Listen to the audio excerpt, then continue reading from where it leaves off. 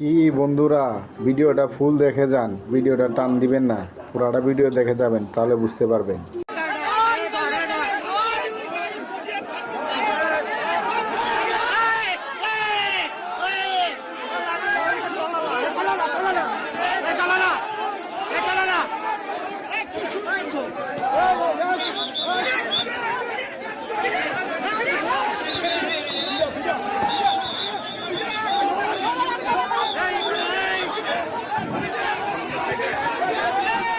প্রশাসনের দৃষ্টি আকর্ষণ করছি, আপনারা স্টেজের সামনে ব্যারিকেড দিন, আপনারা স্টেজের সামনে ব্যারিকেড দিবেন।